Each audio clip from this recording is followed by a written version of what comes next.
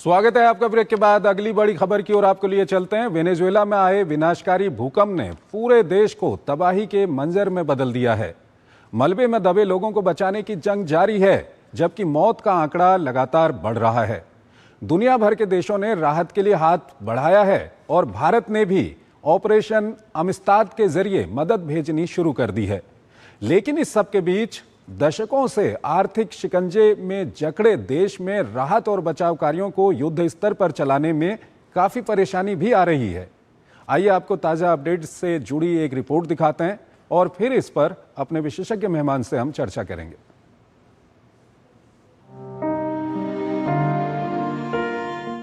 जमींदोज इमारतें, टूटी सड़कें, खंडहर में तब्दील हो चुके शहर और इन मलबों में अटकी सांस।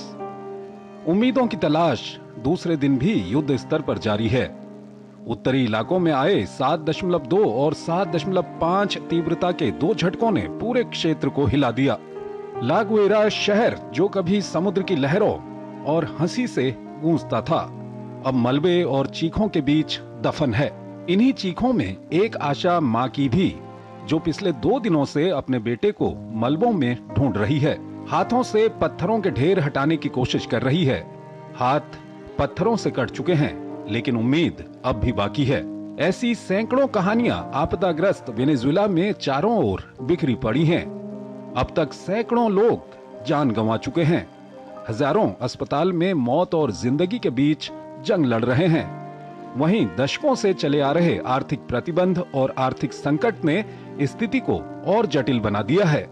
तेल संपन्न होने के बावजूद देश की अर्थव्यवस्था अंतर्राष्ट्रीय वित्तीय प्रणाली से लगभग अलग थलग पड़ चुकी है। इन प्रतिबंधों का सबसे बड़ा असर आम नागरिकों की जिंदगी पर पड़ा है। दवाइयों की कमी, खाद्य संकट और बुनियादी सेवाओं की बदहाल स्थिति पहले से ही मौजूद थी, जिसे अब भूकंप ने और भयावह बना दिया है। विशेषज्ञों का मानना है कि अंतर्राष्ट्रीय सहायता भी कई नियमों में उलझ सकती है, जिससे राहत पहुंचने की रफ्तार धीमी हो सकती है। हालांकि राहत की बात यह है कि अंतरिम राष्ट्रपति डेल्सी रोड्रिगेज कह रही हैं कि यूएन ने अपने बचाव कर्मियों को उतारने का भरोसा दिया है। अंतर्राष्ट्रीय स्तर पर भी राहत प्रयास तेज हो गए हैं। अमेरिका समेत कई देशों ने मदद भेजने की घोषणा की है। अमेरिका ने युद्धपोत, परिवहन विमान, हेलीकॉप्टर और करीब $150 मिलियन की सहायता भेजने की बात कही है। मुसीबत की इस घड़ी में भारत ने भी वेनेजुएला के मानवीय राहत कार्यों में मदद के लिए खास मेडिकल टीम भेजी है। भारत ने वेनेजुएला को मदद पहुंचाने के इस अभियान को ऑपरेशन अमिस्ताद नाम दिया है। ये स्पेनिश शब्द है जिसका मतलब दोस्ती होता है।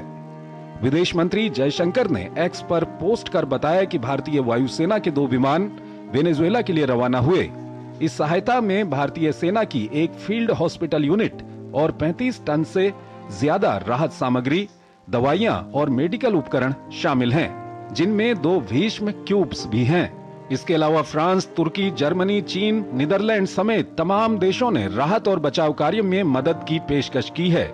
मृतकों में कई विदेशी नागरिक भी शामिल हैं, जिनमें स्पेन, पुर्तगाल, ब्राजील, इटली और चीन के नागरिक बताए जा रहे हैं। स्पेन सरकार ने ये भी बताया है कि 80 स्पेनिश नागरिक अभी भी लापता हैं।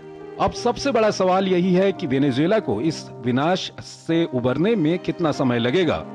इसका जवाब इस बात पर निर्भर करेगा कि अंतर्राष्ट्रीय सहयोग कितनी तेजी से जमीन पर उतरता है। फिलहाल मलबे के बीच सबसे बड़ी जरूरत समय पर मदद की है, क्योंकि हर गुजरता पल जीवन और मृत्यु के बीच की दूरी को और बढ़ा रहा है।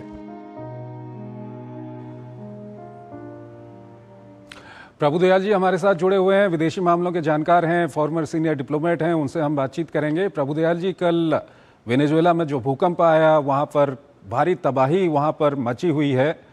पीएम मोदी ने संवेदना जताई और मदद का हाथ बढ़ाया वेनेजुएला के लिए। वेनेजुएला की जो कार्यवाहक राष्ट्रपति हैं डेल्सी रोड्रिगेज, उन्होंने भी इसके लिए धन्यवाद दिया। और आज हमने खबर दिखाई कि किस तरह से भारत की ओर से 2 विमान वहां पर भेजे गए हैं पूरे राहत सामग्री के साथ।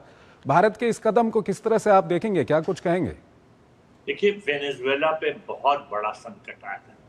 एक नहीं, वो दो अर्थक्वेक्स आए और उनकी जो कैपेसिटी थी, जो उनके जो पावर थी वो 7.2 और 7.5 मैग्नीट्यूड, और इससे बहुत तबाही हुई। तो देखिए, भारत तो हमेशा से दूसरे देशों की सहायता करने की कोशिश करता है। जी। आपको याद होगा कि कोविड के दौरान हमने तमाम कंट्रीज को मेडिसिन भेजी थी और तरह इम्यूनिटी उनकी बढ़ाने के लिए उनको दवाइयां भेजी थी।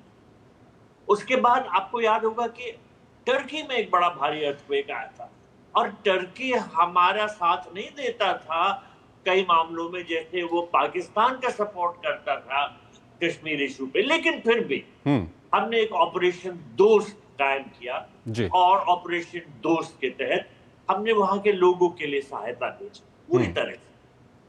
जहां जहां अर्थक्वेक्स इस तरह के मैटर्स हुए, हमने सहायता की। अभी अफगानिस्तान को बहुत सहायता। तो ये वेनेजुएला पे जो ये अर्थक्वेक आया, तो ये उनके लिए बहुत ही बड़ा संकट है। दूसरे देश भी उनको बहुत सहायता भेज रहे हैं, और भारत इसमें पीछे हटने वाला नहीं है। अब मैं एक चीज बताऊं, डेल्सी रॉड्रिगेज अभी हाल में ही भारत के दौरे पे आई थी, और हमारे बायलैटरल रिलेशंस वेनेजुएला के साथ और अच्छे होते जा रहे हैं, और हम उनसे ऑयल बहुत खरीदने की कोशिश कर रहे थे। वेनेजुएला चाहता था कि हमको एक्सपोर्ट करे ऑयल, लेकिन अभी ये अर्थक्वेक की वजह से इस मामले में थोड़ा संकट आ जाएगा, क्योंकि उनका इंफ्रास्ट्रक्चर डैमेज होगा। फिर भी हम जो भी सहायता कर सकते हैं, हमारे प्रधानमंत्री मोदी जी ने स्पष्ट कर दिया है कि वो वेनेजुएला की सहायता करेंगे, और इस संकट के दौर में वेनेजुएला को बाहर निकालने के लिए और जो कर सकते हैं वहां के लोगों की सहायता करने के लिए वो भारत करेंगे। प्रभुदयाल जी, बहुत बहुत शुक्रिया आपका। आप हमारे इस कार्यक्रम में जुड़े और दोनों ही महत्वपूर्ण विषयों पर आपने अपना महत्वपूर्ण विश्लेषण